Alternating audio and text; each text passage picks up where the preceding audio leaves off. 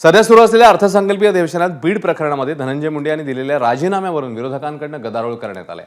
मुंडेंच्या राजीनाम्याची माहिती सभागृहात देण्याऐवजी मुख्यमंत्र्यांनी बाहेर पत्रकार परिषद घेऊन दिली। यावरून विरोधक आक्रमक झाले आहेत। सभागृहाचा हा अपमान आहे असं जयंत पाटील म्हणतात, तर सभागृहात माहिती न देता माध्यमांना राजीनाम्याची माहिती देऊन मुख्यमंत्र्यांनी नियम मोडला, त्यामुळे नियम मोडल्यानं हक्कभंग आणायला हवा अशी टीका काँग्रेस नेते विजय वडेट्टीवार यांनी केलेली आहे।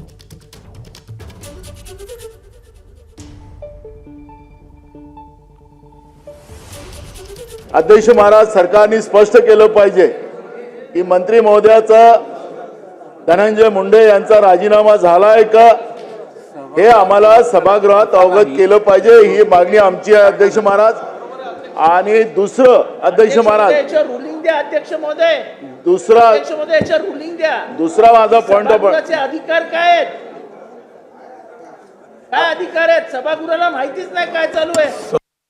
आजपर्यंतच्या इतिहासामध्ये सभागृहात जाहीर झाल्यानंतर मग प्रेसला सांगण्यात येतं। स्वतः मंत्री महोदयांनी सांगितलं तर समजू शकतो, पण मुख्यमंत्री बाहेर प्रेसच्या समोर जातात आणि सांगतात की त्यांचा राजीनामा झालाय, ज्याची माहिती, आणि त्यांना आम्ही तो राजीनामा स्वीकारलाय व त्यांना पदमुक्त केलेला आहे असं जे वाक्य आहे, याचा अर्थ ते इथं सांगायला पाहिजे होतं। त्यामुळे सभागृहाचा अवमान होतो, आणि अवमान झाला तरी तालिकेवरचे अधिकारी तुम्हाला चुकीची माहिती देत आहेत अशी प्रथा नाही किंवा काही नाही। अध्यक्ष महोदय, चुकीचे पांडे, चुकीचे नियम, चुकीच्या व्यवस्था या सभागृहात तयार व्हायला लागल्या आहेत। मग मंत्री महोदयांचा परिचय देण्याची आवश्यकता नाही।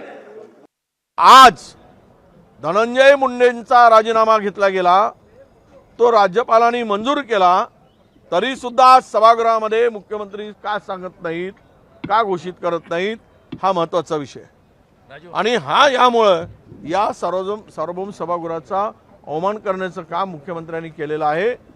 अवमान केला, आणि त्यामुळं हा विषय आम्ही ज्यावेळेस मांडला त्यावेळेस त्याला उत्तर सुद्धा किंवा त्यावर यांनी जो निर्णय द्यायचा आहे तो निर्णय सुद्धा दिलेला नाही आणि वेळकाळूपणा केला। एबीपी माझा, उघडा डोळे बघा नीट।